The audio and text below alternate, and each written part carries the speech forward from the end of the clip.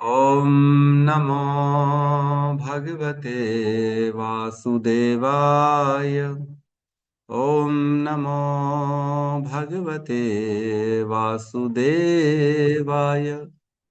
ॐ नमो भगवते वासुदेवाय।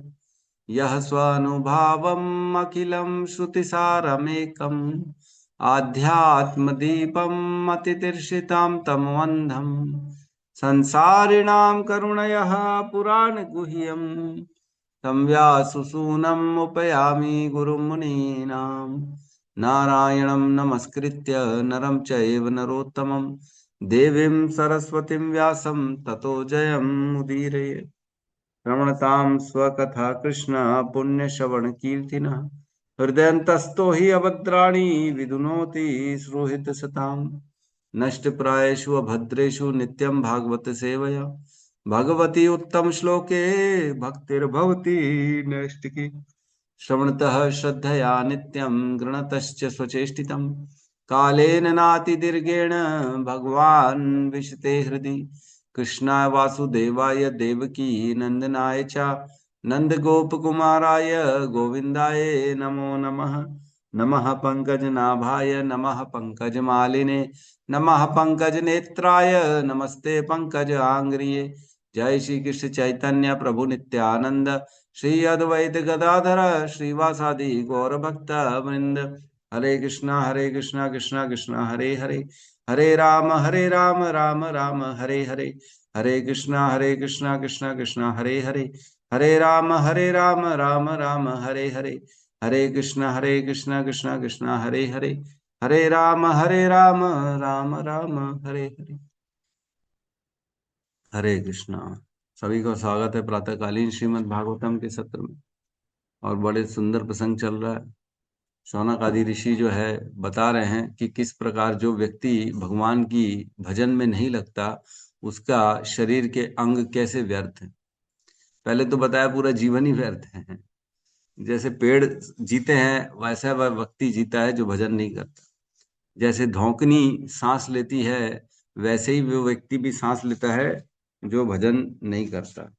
और जैसे पशु खाते हैं और जैसे पशु जो है वो मैथुन करते हैं उसी प्रकार है वह व्यक्ति जो भजन नहीं करता। मतलब भजन नहीं करता वो पशुओं से भी गिरा हुआ बेसिकली।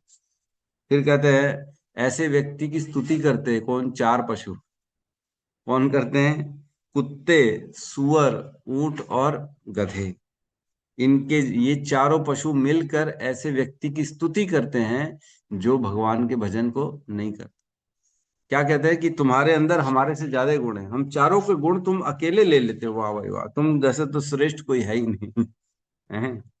फिर 20 नंबर श्लोक में कहते हैं कि जिनके कान जो हैं भगवान के कथाओं का श्रवण नहीं करते हैं वो कैसे हैं? सांप के बिल के समान है। और जिनकी जीवा भगवान का नाम का उच्चारण नहीं करती है वह जीवा कैसी? मेंढक के तरतर। फिर उसके बाद 21 नंबर श्लोक में कहते हैं, जिसको हमने कल पढ़ा और थोड़ा सा इस पे और चर्चा रह गई है। इसमें कहते हैं भारह परम पट्ट किरीट जुष्टम अप्युतम अंगम न नमेन मुकुंदम शावौ करौ नो कुरुते सपर्याम हरेर लसत कांचन कंकणौ वा। जो व्यक्ति भगवान का भजन नहीं करता उसके बारे में बता रहे हैं। उसका सर में जो रेशम की पगड़ी लगी हुई है ये सबसे बड़ी भार है उसके। ऐसी रेशम की पगड़ी के कारण वह व्यक्ति अपने आप को अंधकार में, वह व्यक्ति अपने आप को जन्म मृत्यु के चक्र के सागर में और डुबो देता है। जितना व्यक्ति के शरीर में भार होगा उतना व्यक्ति जल्दी डूब जाएगा, है ना। तो रेशम की पगड़ी का अर्थ यह है कि अहंकार, जिसको अपने ऊपर अहंकार हो, अपनी पद प्रतिष्ठा पर अहंकार हो, अपनी पढ़ाई एजुकेशन पे अहंकार हो, अपने लुक्स पे अहंकार हो, अपने धन पे अहंकार हो, अपने बल पे अहंकार हो, अपने जनों स्वजनों को पे अहंकार हो, अपनी स्थिति परिस्थिति पे अहंकार हो।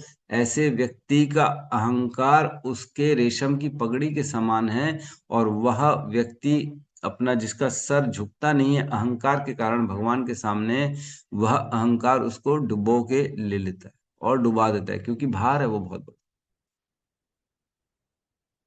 इतना आसानी से हम भी देखते हैं, कई बार नए कपड़े पहन के जाओ, व्हाइट धोती कुर्ता, तो भगवान के सामने पहले देखते हैं झुकने से पहले, अरे ये क्लीन है कि नहीं है, साफ है कि नहीं, यहाँ पे मैं प्रणाम करूं कि नहीं, मेरे कपड़े खराब तो नहीं हो जाएंगे। हाँ। भगवान और भगवान के विग्रह में कोई भेद नहीं है। मैं हर संडे मॉर्निंग में जाता हूँ मंदिर।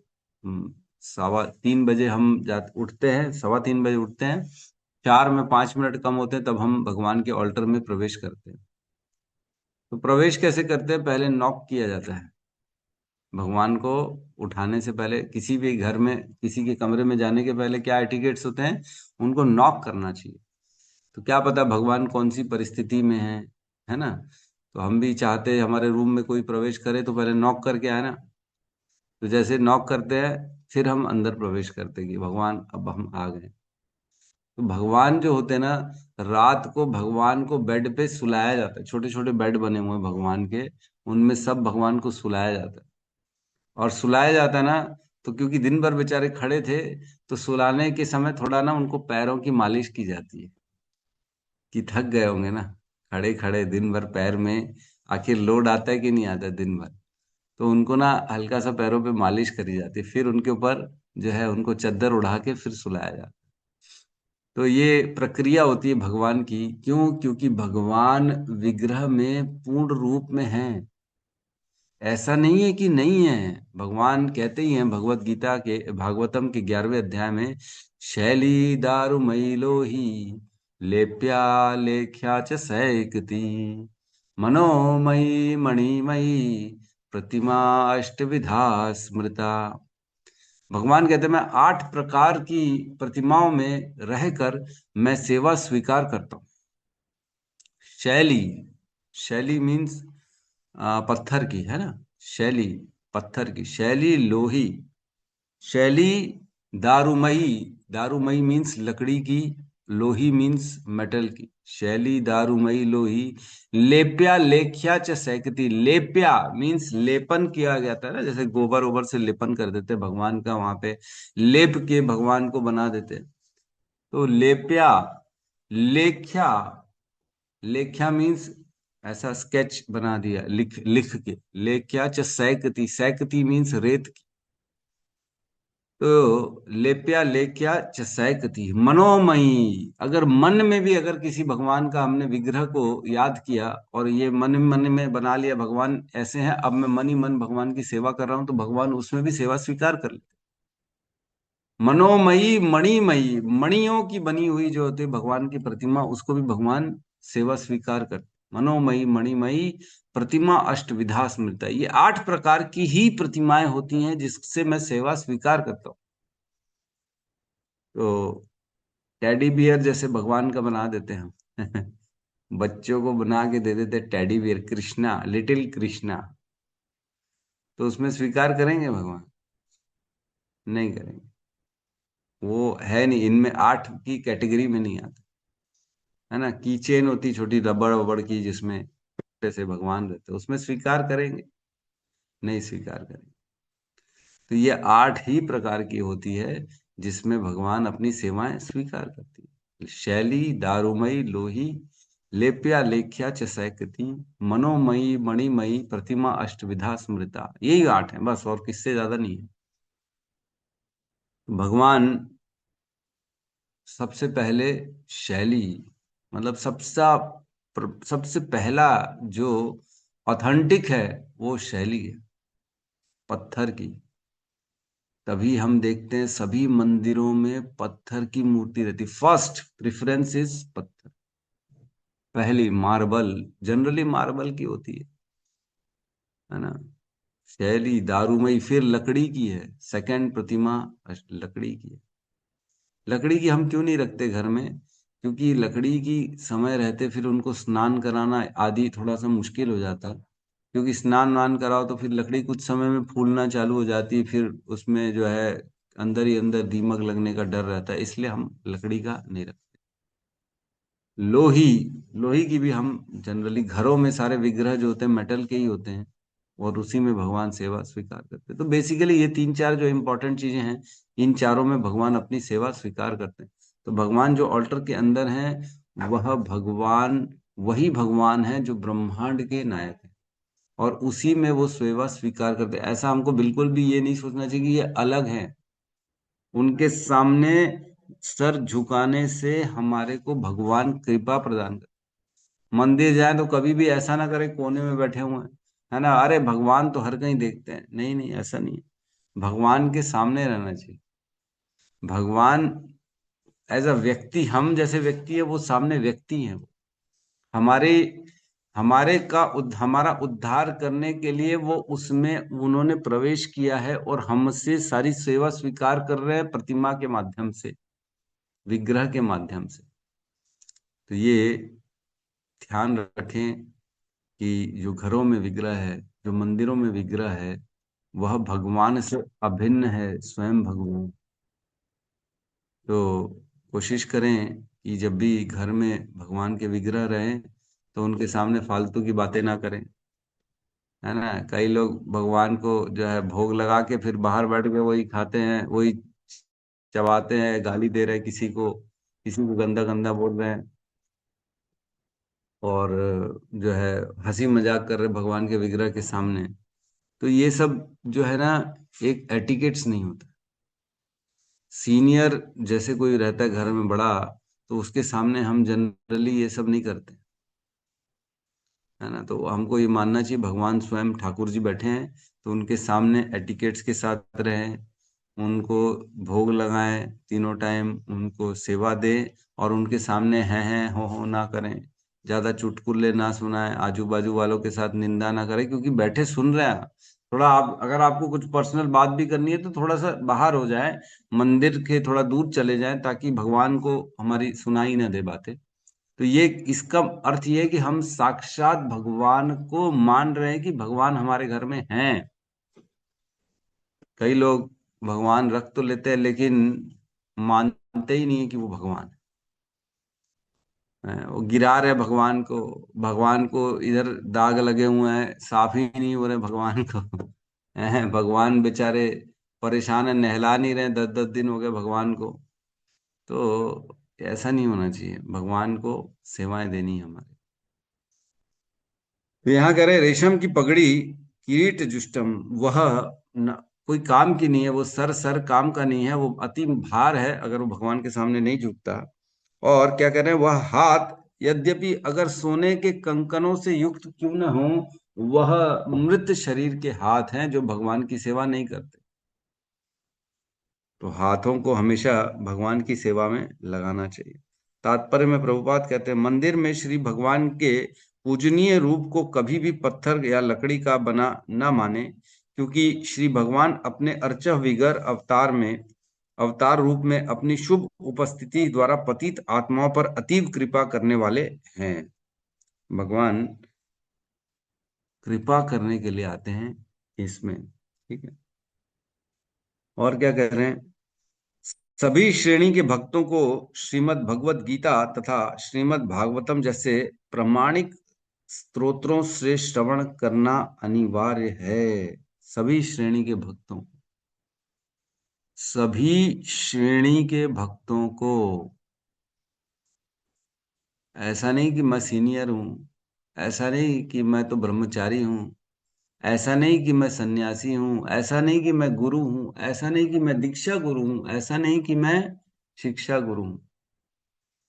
किसी के लिए एक्सक्लूजन नहीं रखा गया। श्रील प्रभुपाद ने कहा है, सभी श्रेणी के भक्तों को, उच्च कोटि का क्यों ना हो, महान क्यों ना हो, उसे भी क्या करना है, प्रमाणिक स्तोत्रों से श्रीमद् भगवत गीता तथा श्रीमद् भागवतम का श्रवण करना अनिवार्य है। अनिवार्य लिखा है, अनिवार्य। अनिवार्य का अर्थ समझते हैं, कंपलसरी है, कंपलसरी। और जो नहीं सुन रहा है, वह बेसिकली शीला प्रभुपाद के बातों का उल्लंघन कर रहा है। जो श्रवण नहीं कर रहा, वो उल्लंघन कर रहा है।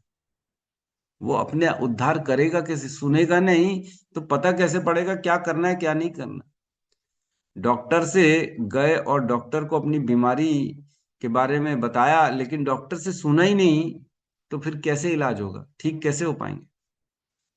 भगवत गीता भागवतम हमें प्रामाणिक रूप से बताती है कि कैसे हमें इस भव संसार से निकलना है, कैसे भगवान की भक्ति में आगे बढ़ना है, कैसे हमारे अपनी साधना करनी है, कैसे निंदा रहित अपराध रहित जपा करना है, कैसे अपने जीवन की जो है टाइम शेड्यूल को मेंटेन करना है, कैसे भक्तों के संग में रहना है। तो ये सारी चीजें हमें भगवत गीता भागवतम के क्लासेस से पता पड़ती है। तो इसमें ना एक राजा राजा प्रताप रुद्र की एग्जाम्पल कथा डाली गई है, मैं पढ़ रहा हूँ। उड़ीसा के अत्यंत शक्तिशाली राजा महाराज प्रताप रुद्र यद्यपि राज्य के उत्तरदायित्व के भारी बोझ के कारण सदैव व्यस्त रहते थे, फिर भी वे वर्ष में एक बार श्री भगवान के उत्सव के समय पुरी के जगन्नाथ मंदिर की सफाई अपने हाथों से करते थे। भाव यह है कि मनुष्य चाहे कितना ही महत्वपूर्ण क्यों न हो, उसे परमेश्वर की श्रेष्ठता स्वीकार करनी चाहिए। हम कितने ही बड़े क्यों ना हो जाएं, कितना ही बड़ा हमारा जो है प्रभाव क्यों ना हो, लेकिन हमें अपने हाथों से भगवान की सेवा करनी है, लिखा है। राजा प्रताप रुद्र हमेशा जगन्नाथ रथ यात्रा चलती है तो उसके सामने खुद झाड़ू लगाते थे, खुद झाड़ू। ऐसा नहीं, उनके पास तो अनेक जो है सेवादार थे, दास थे। वो चाहते तो किसी को भी बोलो चलो सब लगाओ तुम, मैं तो देख रहा हूँ। हम भी चाहे तो घरों में कोई आ रहा है, वैष्णव आ रहा है या कोई भगवान की मंदिर की सेवा है, तो बोल सकते नौकरों को चलो रे काम पे लग जाओ, सेवा करो। नहीं नहीं, खुद भी अपने हाथों से हमें भगवान की सेवा करनी अति आवश्यक है, ये बता रहे हैं हम। तो भगवान जो है स्वयं भगवान है। चैतन्य चरितामृत में एक श्लोक आता है जिसमें कहते हैं, चारी वर्णाश्रमी यदि कृष्ण नहीं भजे, है ना। चारी वर्णाश्रमी यदि कृष्ण नहीं भजे, मतलब चारों वर्ण और चारों आश्रम के लोग अगर भगवान कृष्ण का नहीं भजन करते हैं तो, है ना। चारी वर्णाश्रमी यदि कृष्ण नाही भजे, क्या करें? स्वकर्म करीते, भले वो स्वकर्म कर रहे हैं, गृहस्थ है तो गृहस्थ का कर्म कर रहे हैं, है ना, वानप्रस्थ है तो वानप्रस्थ का काम कर रहे हैं, ब्रह्मचार्य है तो ब्रह्मचर्य का पालन कर रहे हैं, वो अपने कर्म कर्म सारे कर रहे हैं, कर्म करने में कोई कमी नहीं है, अपना जिम्मेदारी कर्तव्य सारे कर रहे हैं, लेकिन कृष्ण का भजन नहीं कर रहे हैं, तो सही रौरव पड़ी मजे, तो वो कहाँ जाएगा? रौरव नरक में चला जाएगा। सोचो, कोई अपराध नहीं किया, कोई गलत काम नहीं किया, केवल वर्णाश्रम धर्म निभा रहे हैं हम अपना। पति है तो पति धर्म निभाए जा रहे, निभाए जा रहे, निभाए जा रहे, पत्नी है तो पत्नी धर्म निभाए जा रहे, निभाए जा रहे, निभाए जा रहे, लेकिन कृष्ण को नहीं भज रहे, तो रौरव नरक में जाना पड़ेगा। सोचो। तो इस प्रकार जो है हमें भगवान की सेवा अपने हाथों से करनी है, स्वयं अपने हाथों से। और नहीं करते हैं तो वो हमारे हाथ कैसे हैं? वो मृत शरीर के हाथ हैं। तो अगले हम श्लोक में प्रवेश करते हैं।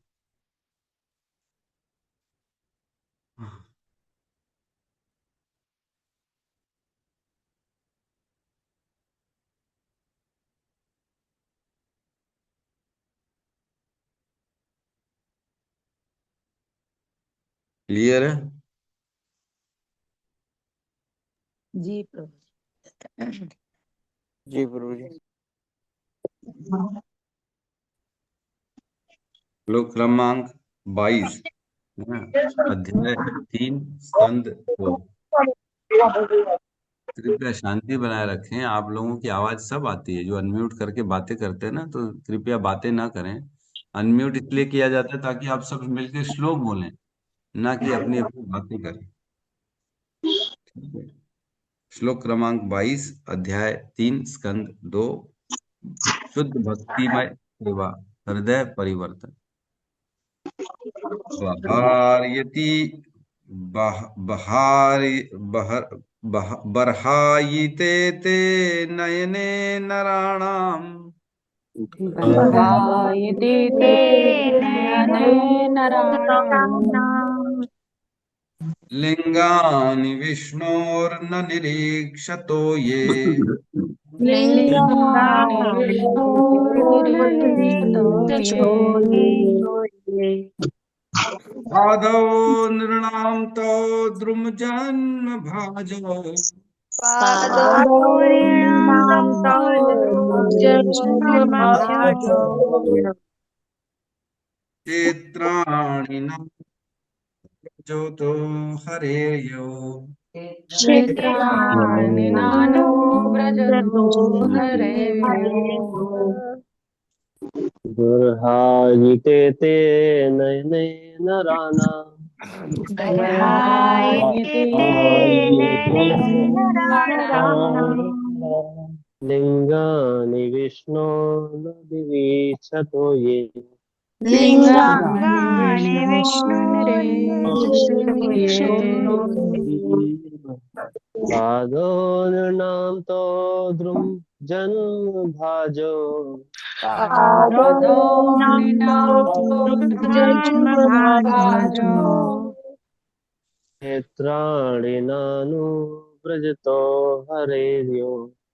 क्षेत्राणि नानु व्रजतो हरेर्यो बर्हायते ते नयने नराणाम् बर्हायते ते नयने नराणाम् लिंगानि विष्णोर्न निरीक्षतो ये लिंगानि विष्णुर्निरीक्षतो ये पादो नृणां तौ द्रुमजन्मभाजो पादोनिनाथोर्जन्मभाजो क्षेत्राणि नानु व्रजतो हरेर्यो क्षेत्राणि नानो व्रजतो हरेर्यो हरे कृष्णा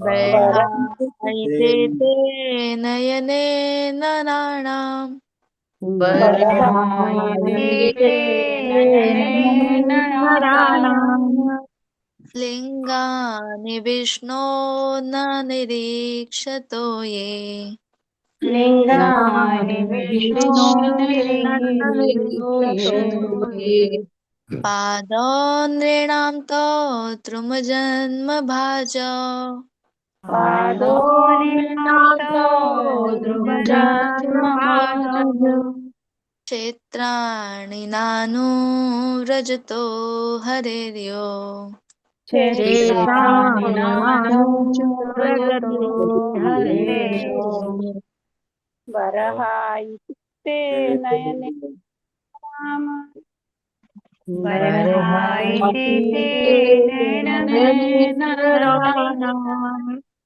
लिंगानि विष्णोर्निरीक्षतो ये लिंगानि विष्णोर्निरीक्षतो विष्णोर्निरीक्षतो ये ये पादोनिरामतो द्रुमजन्मभाजो पादोनिनाथो पादोनिरामतो जन्मभाजो क्षेत्राणि नानुव्रजतो हरयेर्यो क्षेत्राणि नानु व्रजतो हरेर्यो हरे अनुवाद। कृष्ण प्रभु जी। हरे कृष्ण प्रभु जी, मेरे को पढ़ लेने दीजिए। पढ़ भर लेते हैं। एतेत नयने नयने प्रतेत नयने नारायण नाम बर्हायते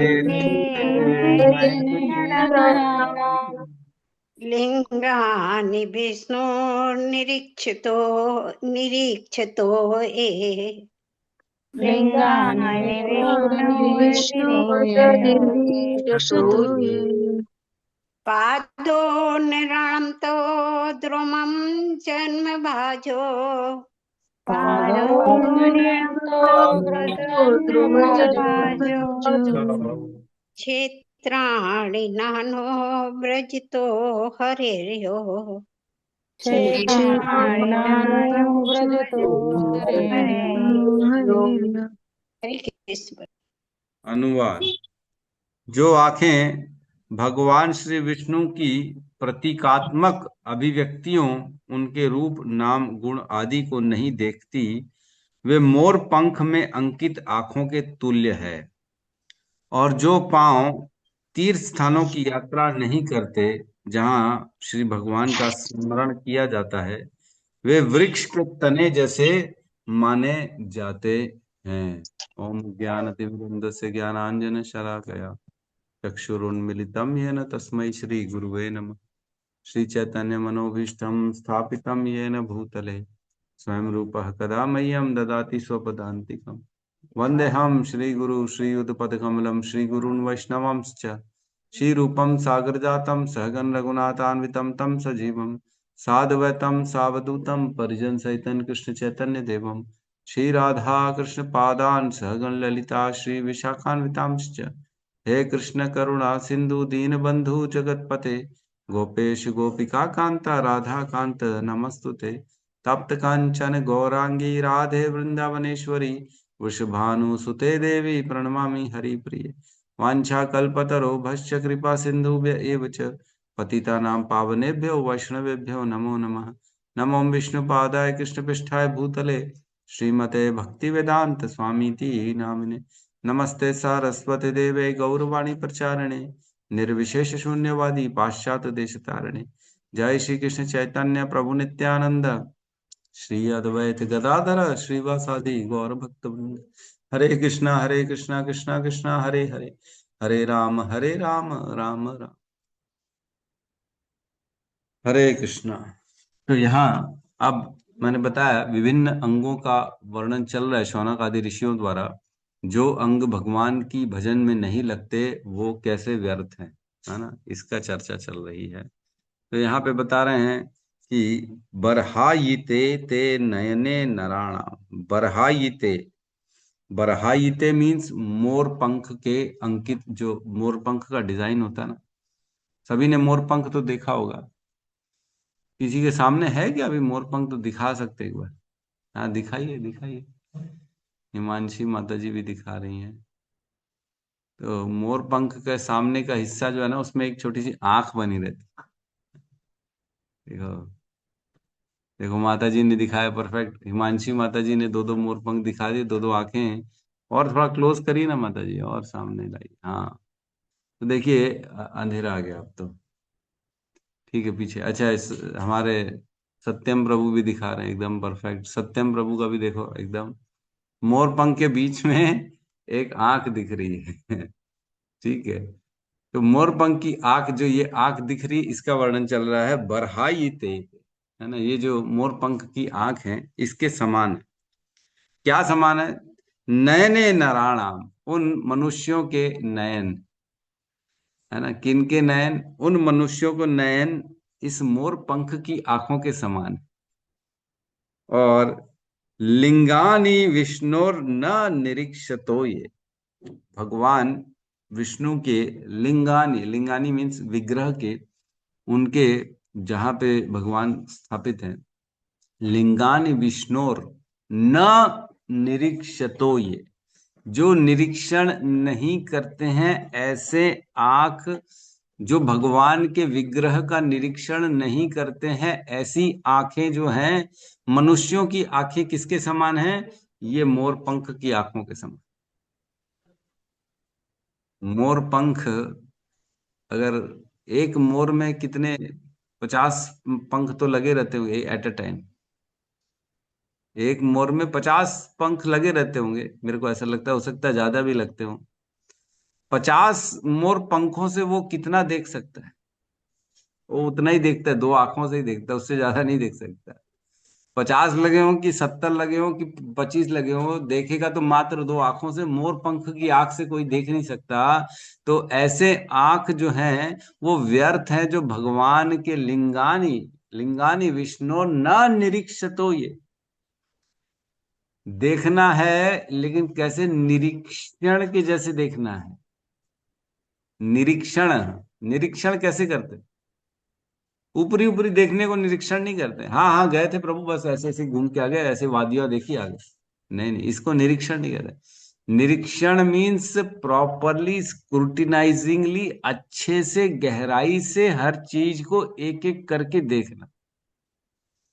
भगवान का दर्शन हमने पढ़ा था कैसे करना है, 2.2.13, 2.2.13, वहां पे हमने चर्चा करी थी कि भगवान का दर्शन कैसे करना है व्यक्ति को। तो वहां पे बताया गया था नीचे से स्टार्ट करना है, भगवान के तलवों से, है ना। मैं पढ़ रहा हूं अनुवाद। ध्यान की प्रक्रिया भगवान के चरण कमलों से प्रारंभ करते हुए उससे उनके हंसते मुखमंडल तक ले आए। इस तरह पहले ध्यान को चरण कमलों पर एकाग्र करें, फिर पिंडलियों पर, तब जांघों पर और क्रमशः ऊपर की ओर उठते जाएं। मन जितना ही एक एक करके श्री भगवान के विभिन्न अंगों पर स्थिर होगा, बुद्धि उतनी ही अधिक परिष्कृत होगी। याद है कि नहीं, हमने पढ़ा था दर्शन कैसे करना है भगवान। एक एक अंग के पहले चरणों को अच्छे से देखना है, तलवों को देखना है, फिर भगवान की पिंडलियों को देखना है, फिर भगवान की जांघ को देखना है, फिर भगवान के कमर को देखना है, फिर भगवान के उदर को देखना है, फिर भगवान के वक्ष स्थल को देखना है, फिर भगवान की भुजाओं को देखना है, फिर भगवान के शोल्डर्स को देखना है, फिर भगवान की गर्दन ग्रीवा को देखना है, फिर सुंदर मुखारविंद को देखना है भगवान का, फिर मस्तक देखना है, ललाट देखनी है, भगवान के केश देखने हैं। इस प्रकार भगवान का दर्शन निरीक्षणों ही, निरीक्षण, निरीक्षतो ये, ऐसे दर्शन करने हैं भगवान, न कि केवल जो है ऐसे ही देख लिया। हाँ, पता ही नहीं बाद में घर आए तो क्या पहना था भगवान ने, क्या किया था, पता नहीं। भगवान का विग्रह और भगवान में कोई भेद नहीं होता है। चौक चौराहों पर कितने बार हमने विग्रह देखे है कि नहीं, है ना। गांधी के विग्रह, बोस जो है, हमारे अनेक अनेक जितने भी जो स्वतंत्रता सेनानी, उनके विग्रह लगे रहते हैं चौकों पे। सुभाष चंद्र बोस है, महात्मा गांधी है, और भी इंदिरा गांधी है ना, और भी कई कई इतने सारे, नेहरू के विग्रह लगे रहते कि नहीं लगे रहते। क्या वो जो दिख रहा है विग्रह में और जो एक्चुअल आदमी वो सेम है? नहीं, अलग अलग है।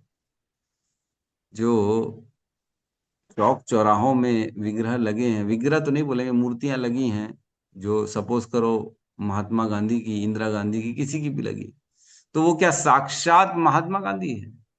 नहीं नहीं, उनमें और एक्चुअल में बहुत भेद है, इसीलिए तो उनकी सेवा नहीं होती। चौक पे लगा के रख दिया जाता है, सेवा करने की जरूरत ही नहीं, क्योंकि वो है ही नहीं। डिफरेंट है वो विग्रह और एक्चुअल आदमी में, बहुत बड़ा डिफरेंस है, वो वहां नहीं है। साल भर तो जरूरत ही नहीं पड़ती उनकी सेवा करने के लिए, बेचारे धूप सेकते हैं, बारिश में खड़े रहते हैं, ठंड में सिकुड़ते रहते हैं। वो एक्चुअल में उनमें कुछ है ही नहीं ना, प्रतिमा लगाने से थोड़ी कोई फर्क पड़ेगा। लेकिन साक्षात भगवान का जो विग्रह है वो साक्षात भगवान से अभिन्न है। भगवान विग्रह के रूप में, उनको ठंड भी लग रही है, उनको भूख भी लग रही है, उनको सर्दी भी लग रही है, उनको हर चीज की जरूरत है, इसलिए भगवान के विग्रह की पूरी सेवा होती है। चौक चौराहों में जो मूर्तियां लगी उसकी सेवा नहीं होती है, क्योंकि वो व्यक्ति है ही नहीं, वो तो केवल एक पत्थर है ना। तो हमको भगवान के विग्रह का निरीक्षण करना है। जो भगवान को देखता है अच्छे से, उसकी आंखें बेसिकली काम की हैं, और जो भगवान को नहीं देख रहा उसकी आंखें मोर पंख के अंकित आंखों के समान है कि नहीं।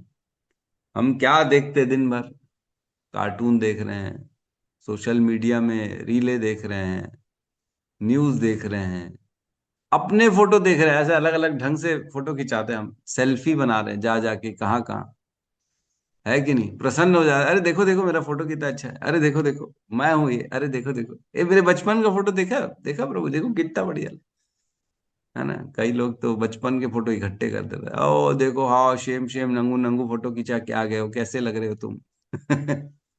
बोलते हैं कि नहीं।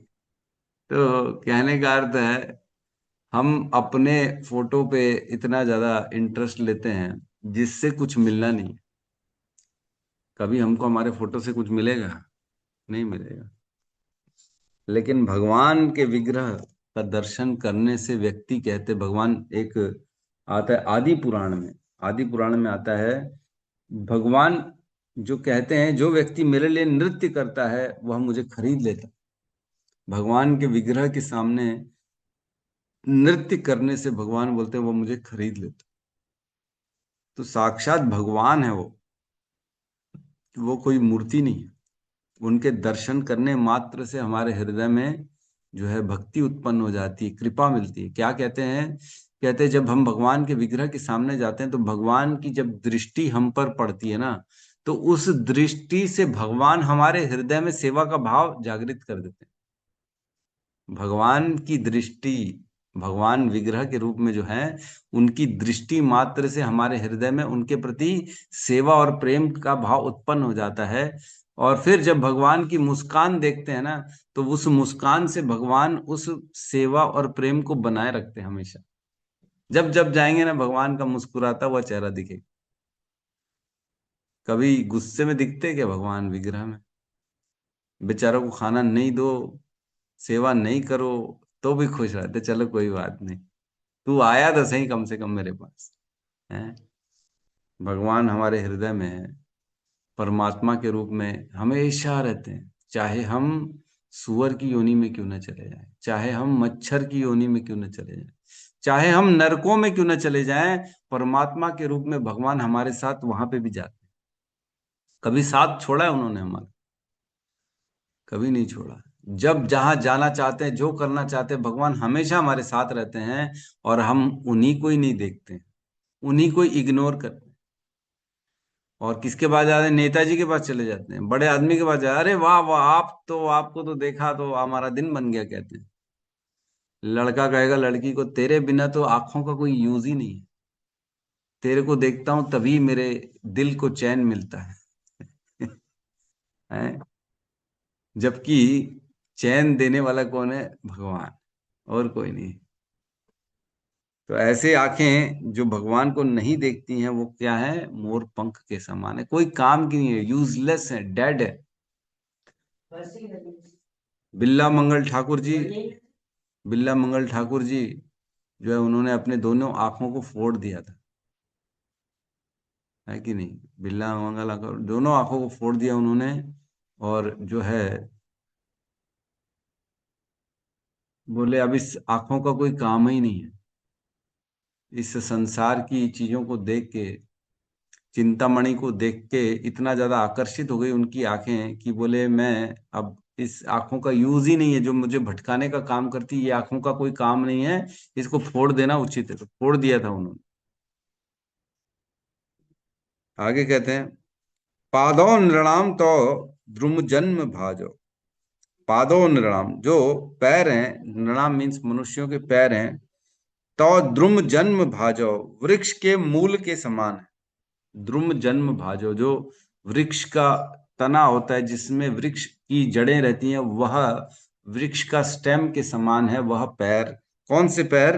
क्षेत्राणि नानु व्रजतो हरेर्या, भगवान हरि के क्षेत्रों का न अनुव्रजे, तो जो भगवान के क्षेत्रों का जो पैरों से यात्रा, पैर जो क्षेत्र तक नहीं जाते, क्षेत्र का परिक्रमा नहीं करते, क्षेत्रों में हमें ले जाने का काम नहीं करते, ऐसे पैर कैसे हैं? वृक्ष के तनों के समान है कि नहीं?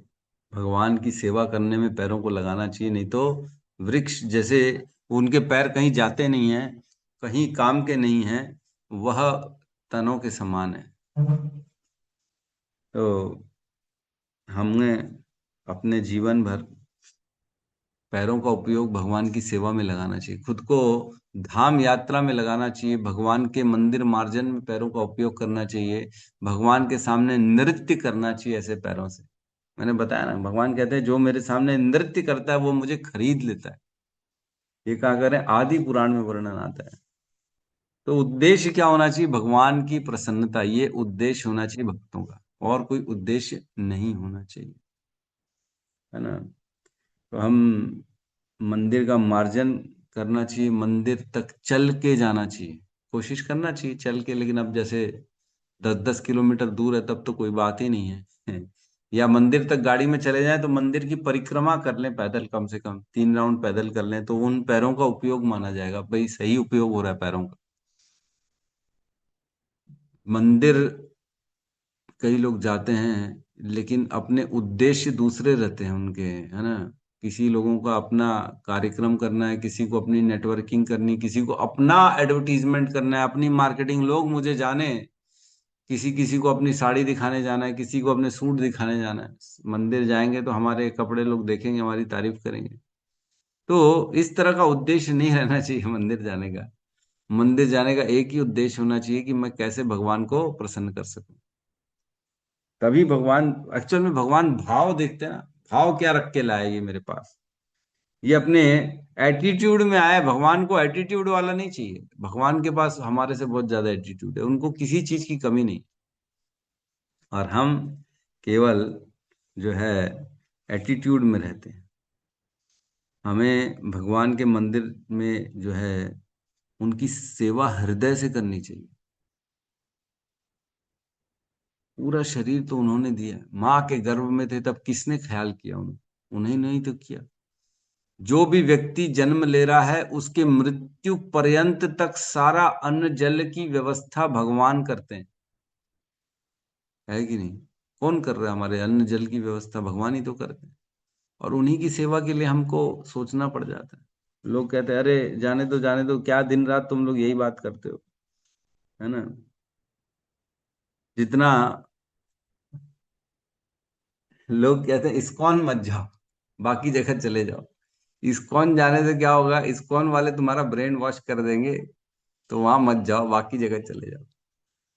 इस्कॉन जाने में क्या होता है? इस्कॉन में जाते तो ज्ञान मिलता है एक्चुअल में, और ज्ञान जैसे मिलता है तब व्यक्ति को समझ में आता है कि क्यों करना चाहिए। अभी तक तो सिर्फ पढ़ा था, सुना था बड़ों से कि करना चाहिए, लेकिन अब पता पड़ता है क्यों करना चाहिए, क्यों भगवान के मंदिर जाना है, क्यों सेवा करनी है, क्यों प्रसाद पाना है कौन भगवान, मैं कौन हूँ, काल क्या है, कर्म क्या है। ये सारे सिद्धांत इस्कॉन में सिखाए जाते हैं, भगवत गीता भागवतम के माध्यम। श्रीला प्रभुपाद कहते थे ISKCON is an educational society. वह भगवान की ज्ञान को प्रदान करता है। ये केवल मंदिर नहीं है, केवल भगवान नहीं है यहाँ पे भगवान का ज्ञान भी है साथ में। और जितना हम ज्ञान को ग्रहण करते उतना हमारी श्रद्धा बढ़ती है भगवान के प्रति, उनकी सेवा करने के प्रति।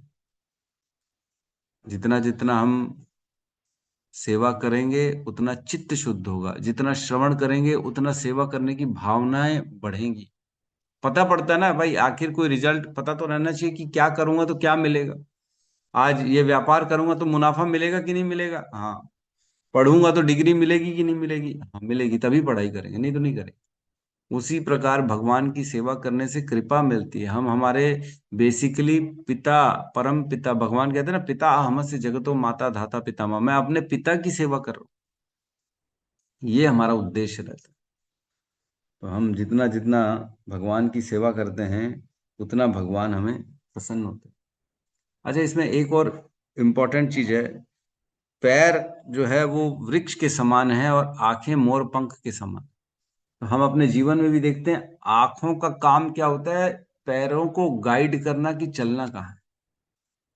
आंखें ही बताती हैं हमारे पैरों को, तुम राइट दिशा में मुड़ो, लेफ्ट दिशा में मुड़ो, आगे गड्ढा है कांटे के ऊपर मत चलो, पत्थर है पत्थर को क्रॉस करो, गोबर है गोबर में पैर मत रखो। पैरों को डायरेक्शन देने वाला कौन है? आंख।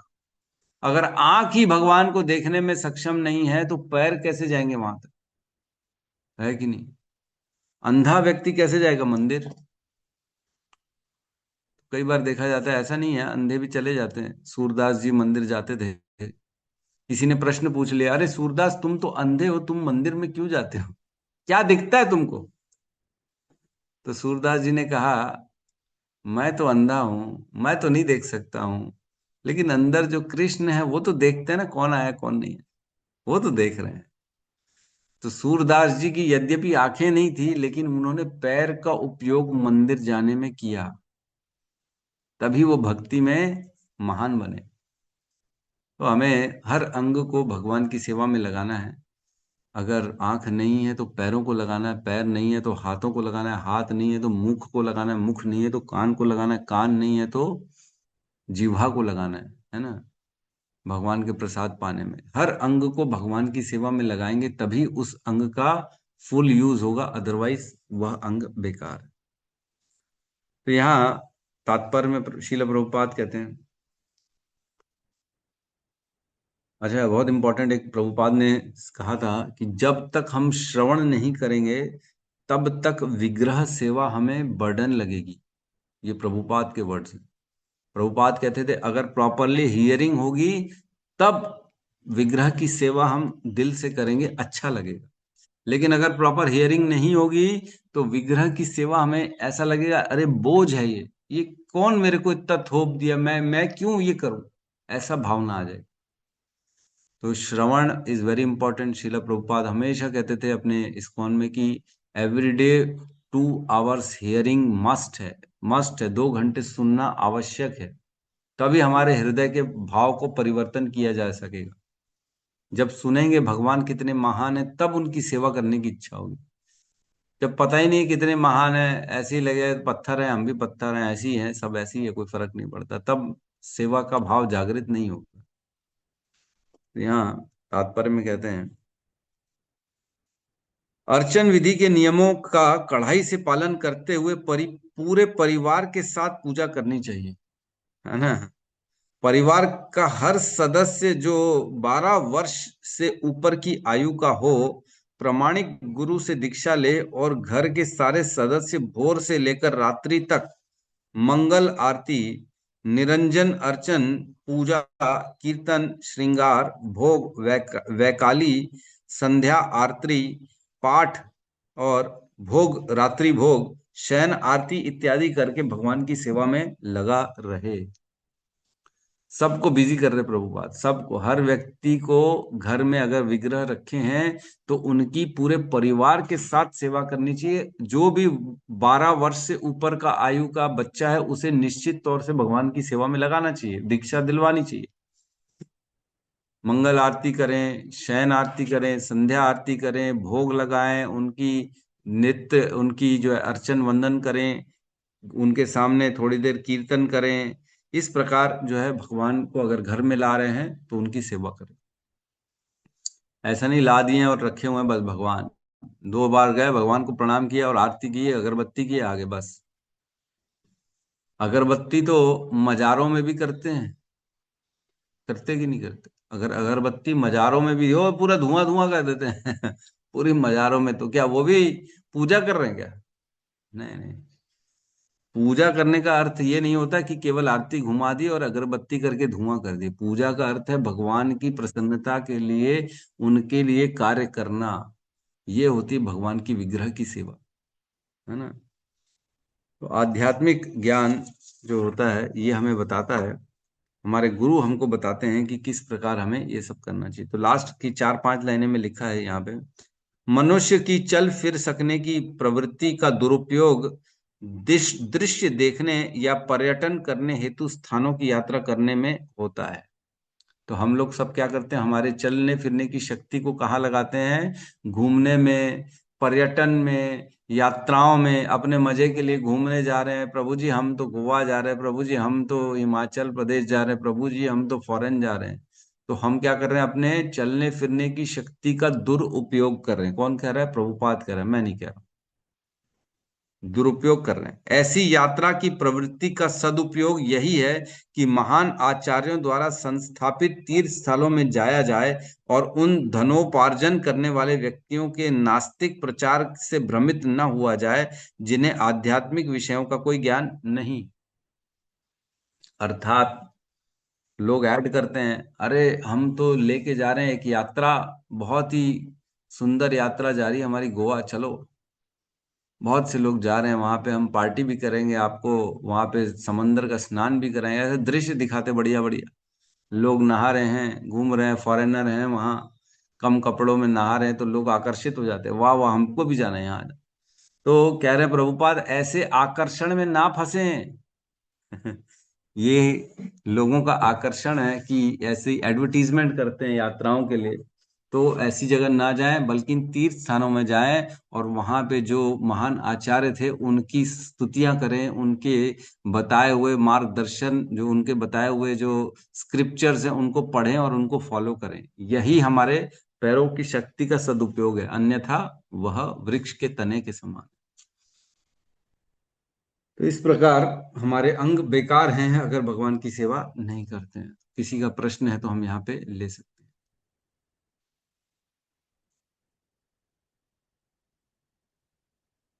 यस गौतम बुद्ध प्रभु, कहिए। प्रभु जी धन्यवाद प्रणाम। प्रभु जी, जैसे ये वृक्ष का जो उदाहरण यहाँ पे लिखा है वो समझ में आया कि वृक्ष एक जगह रहते हैं, चल फिर नहीं सकते हैं, लेकिन जो प्रभु जी मोर का आंख का उदाहरण दिया वो थोड़ा सा समझ में नहीं आ रहा प्रभु जी, मतलब उसको कैसे समझ पाएंगे? जैसे वृक्ष चल फिर नहीं सकते ना, वृक्षों के पैरों का कोई उपयोग नहीं होता, वो एक ही जगह खड़े रहते हैं। उसी प्रकार मोर पंख में छपी हुई आंख का कोई उपयोग नहीं होता, वो दृष्टिहीन है, एक्चुअल में वो कुछ देख नहीं रही हैं, एक्चुअल में उनमें देखने की शक्ति नहीं है। उसी प्रकार जो व्यक्ति भगवान का दर्शन नहीं कर रहा है, वह संसार को देख रहा है, अपने परिजनों को देख रहा है, वादवादियों को देख रहा है, भोगों को देख रहा है, वह एक्चुअल में कुछ नहीं देख रहा है, वो सत्य नहीं देख पा रहा है। उसकी आंखें काम की नहीं है, वो व्यर्थ की चीजों में लगी हुई हैं, लेकिन जिसे देखना चाहिए उसे तो देख ही नहीं रही। भगवान जिसे देखने से मात्र से व्यक्ति का उद्धार हो जाता है ना। देखो, हमने पढ़ा है, जिसे देखते हैं तभी उसका स्मरण बन पाता है कि नहीं, है ना। बोलते ना, पहली नजर में प्यार हो गया, होता है कि नहीं होता है? होता है क्या? होता तो नहीं है, लेकिन लड़के लोग पागल हो जाते हैं। एक बार झलक देखी और बस रात को नींद नहीं आ रही, बस वही वही चल रहा है दिमाग में, वही छपा हुआ है, वही फेस आ गया। तो दृष्टि का उपयोग हमें भगवान के दर्शन करने हैं, उसका भगवान का दर्शन, भगवान का स्वरूप को हमारे चित्त में उतारने के लिए हमको आंखें दी गई हैं, ना कि संसारी वस्तुओं को देखने। तो यह आंखें अगर संसार की चीजों को देख रही हैं तो हमें उल्टा फंसा रही है, वो व्यर्थ में लगा रही है। ध्यायते विषय पुंसान संगस्ते उपजायते, जितना जितना विषयों का चिंतन करते हैं उतना उतना हमें उन विषयों की ओर आकर्षित हो जाते हैं। तो ये संसारी ये आंखें अगर भगवान को नहीं देख रही तो उल्टा हमें फंसा रही हैं, वो काम की चीजें नहीं देख रही हैं। तो इस प्रकार ये मोर पंख के आंखों के समान है, व्यर्थ है, ये यूजलेस। जी धन्यवाद प्रभु जी, समझ गए। मतलब वो चीज ऐसी है कि वो आंख मतलब बस दिख रहा है वो आंख के जैसे, लेकिन वो कुछ उसकी कोई वैल्यू ही नहीं है, वो कुछ हाँ, वैल्यू नहीं, नहीं। खत्म है वो। इसलिए जी धन्यवाद प्रभु। धन्यवाद। यस हिमांशी माता जी। हरे कृष्ण प्रभु जी। प्रभु जी, जो कल मैंने आपसे प्रश्न पूछा था ना, उनका जवाब। हाँ, क्या प्रश्न पूछा था, मैं भूल ही गया। प्रभु जी, जो आप परीक्षित महाराज को प्रभु जी कथा सुना रहे हैं और शौनकादिक 88,000 ऋषियों को वही कथा सुना रहे हैं, तो हाँ हाँ, राइट राइट राइट, माता जी का कंफ्यूजन था कि क्या है ये कथा, कौन किसको सुना रहा है, ये समझ में नहीं आ रहा ठीक से, है ना। तो पहली जो सबसे पहली कथा हुई, वो हुई कथा सुखदेव गोस्वामी ने परीक्षित महाराज को सुनाया गंगा तट पे, है ना। गंगा तट पे हमने पढ़ा था, परीक्षित महाराज घर बार छोड़ के आ गए थे, गंगा तट पे बैठे थे, तो वहां पे उनको सुखदेव गोस्वामी ने सबसे पहली कथा सुनाई, और परीक्षित महाराज के बाजू में बैठ के सूत गोस्वामी ने पूरी कथा सुनी। फिर यही कथा उसके 200 या 300 सालों बाद जो है, सूत गोस्वामी ने नैमिषारण्य में शौनक आदि ऋषियों को यही कथा सुनाई जो उन्होंने सुखदेव गोस्वामी से सुनी थी। तो पहला जो स्कंद हमने पहला कैंटो पढ़ा, उसमें पूरा सूत गोस्वामी ने कहा है ना, सूत गोस्वामी और शौनक आदि ऋषि में उन्होंने कहा है, उसमें सुखदेव गोस्वामी का वर्णन नहीं हुआ। तो वो जब सूत गोस्वामी बता रहे हैं, तब वह अपनी बातें बता रहे हैं कि भागवतम के बारे में जो सारी बातें उन्होंने ग्रहण करी वो बता रहे हैं, और दूसरे स्कंद से वह डायरेक्ट वो बात बताना चालू कर दिए कि जो सुखदेव गोस्वामी ने परीक्षित महाराज को बताई थी। तो इस प्रकार दो कथाओं का वर्णन चल रहा है श्रीमद् भागवतम में। एक तो सूत गोस्वामी जो वही कथा एक ही है, लेकिन वही कथा को वाचक दो दो हैं, सूत गोस्वामी भी बता रहे हैं और सुखदेव गोस्वामी बता, आगे चल के और बढ़ने वाली है। मैत्रेय मुनि भी बताएंगे ये कथा, है ना। उद्धव भी सुनाएंगे यही कथा आगे चल के भगवान की रानियों को, भागवतम की। शिव जी भी यही कथा सुनाएंगे पार्वती माता को। तो और आगे चल के जैसे जैसे हम बढ़ेंगे ना, तो यही कथा फिर बताएंगे, सूत गोस्वामी बताएंगे अच्छा यही कथा में उद्धव जी ने ये बताया था रानियों को। तो वो भागवतम की कथा ही चल रही है, लेकिन अलग अलग जगह से निकाल निकाल के बता रहे हैं, इसने ये बोला, इसने ये नहीं बोला, उसने। इस प्रकार से एक ही कथा है जो 5-6 लोगों ने अलग अलग समय में अलग अलग लोगों को बताई, उसका पूरा वर्णन इसमें श्रीमद् भागवतम में। ठीक है माता जी, कंफ्यूजन तो नहीं है? एक और भी मैंने पूछा था ना, वो सॉरी मैं पूछ रही हूँ गलत है, वो सूर्य भगवान को भगवान ने विवस्वान हाँ को। हाँ, तो माता जी का प्रश्न था कि अर्जुन को जो भगवत गीता सुनाई, तो अर्जुन तो लड़ाई के मैदान में थे और वो तो बड़े परेशान थे, इसलिए उनको ये भगवान ने ज्ञान दिया। तो सूर्य देव की क्या स्थिति थी जो उनको ज्ञान दिया? क्या वो भी परेशान थे? उनको क्यों दिया ये ज्ञान? तो इसका उत्तर ये है कि ये मुझे भी नहीं पता कि क्यों दिया, है ना। ये वर्णन मैंने नहीं सुना कि क्यों दिया, लेकिन दिया ये मालूम है। क्यों दिया इसका मेरे को भी जवाब नहीं है। ठीक है, हो सकता है कोई और मैटर हो सकता है कोई प्रॉब्लम हो, जो भी है। अब क्यों है क्या ये नहीं मालूम, लेकिन सृष्टि जैसी स्टार्ट हुई उस समय ये ज्ञान सूर्यदेव को भगवान ने दिया, ये कहते हैं। ठीक है, किसी को अगर इसका उत्तर पता हो तो प्लीज आप बता सकते हैं, है ना। धन्यवाद। धन्यवाद, हरे कृष्ण। ठीक है, तो यहाँ पे हम क्लास को क्लोज करते हैं, सब मिलके हरे कृष्ण महामंत्र का उच्चारण करते हैं। हरे कृष्णा कृष्णा कृष्णा कृष्ण हरे हरे हरे हरे हरे राम राम हरे हरे राम राम राम राम राम हरे हरे हरे हरे। हरे नमस्ते भक्त वृंद की जय। जय जगत गुरु शील प्रभुपाद की जय। जय निताई गौर प्रेमानंदे, हरि हरि बोल। हरि हरि बोल हरि बोल। हरे कृष्णा हरि प्रभु बोल। हरे कृष्णा प्रभु जी, धन्यवाद हरे प्रणाम। कृष्णा प्रभु जी, दंडवत प्रणाम। हरे हरे कृष्ण। कृष्ण प्रभु जी। हरे कृष्ण। हरे कृष्ण प्रभु जी। हाँ माता जी, हरे कृष्ण। प्रभु